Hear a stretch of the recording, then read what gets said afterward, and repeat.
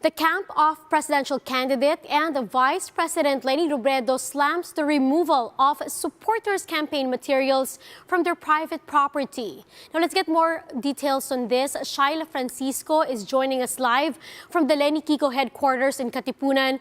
Shaila, good morning. We'd like to know what violations are they seeing in these incidents, and were there or are there already incidents on, or rather places where these incidents were reported from?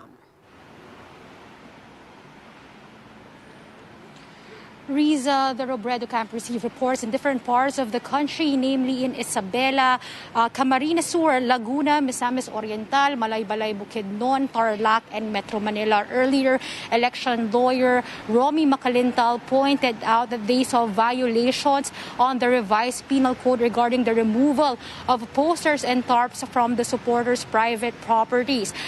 They say that while COMELEC has a photo proprio authority, or they can remove the posters on its own, they should also be giving the chance for the other parties to be heard, and this was what was not seen during the removal of the posters in different parts of the country. No due process was seen or observed, and they didn't give these supporters the chance to be heard. They also saw trespassing and a seizure of property. Now, based on the videos they've shown earlier, the police seems to be assisting these COMELEC in removing of posters, but they see it as a violation because the police were just supposed to be maintaining peace and security. Meanwhile, under the Fair Elections Act, they pointed out that the regulation of the campaign materials is only limited to candidates and political parties. But from the videos and from the reports they've been receiving, the posters or the tarps were removed from the private properties of supporters. Riza? Shaila, the COMELEC said there are designated locations for campaign materials. So what does the camp of Vice President Leni Robredo would like to say about this? Well, Attorney Romy Macalintal, the elections lawyer, pointed out that the regulation is absurd. He said that there are less than 10 public areas allowed where the campaign materials can be posted, and there are 10 CPR common posted areas. But with the number of candidates for presidency, vice presidency, and other national and local posts, each candidate will be receiving a size less than what is allowed. So they are calling this an absurd provision, and they are urging them to review this said provision. Riza? Shaila, did we get a reaction from Vice President Leni Robredo regarding these incidents, and what are their instructions now moving forward for their supporters?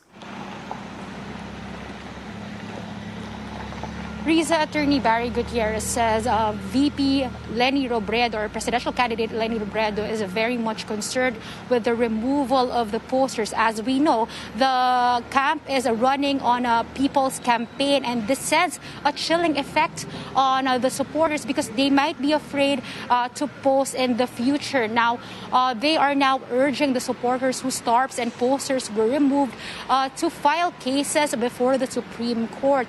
And while the camp is not yet considered, or is still considering rather, whether to file a complaint as a whole, they have lawyers ready to assist those who will be complaining. Now, in the future, they are also urging the supporters to assert their rights whenever the COMELEC removes their posters. But if this can't be helped, they should document the removal, as this could be shown as, or this could be presented as an evidence in the future endeavors or future cases that they may be filing.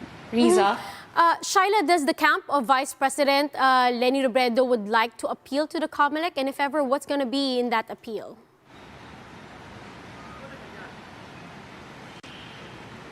Riza, for now, what they're saying is that they are considering filing a complaint, but there is no definite answer yet. But they are appealing to COMELEC to review the said provision. Attorney Romy Macalintal, meanwhile, pointed out, or is urging the COMELEC to focus on other more important issues this elections, particularly on vote buying. Riza? Thank you for that details. That's Shaila Francisco reporting live from the Leni Kiko headquarters in Quezon City.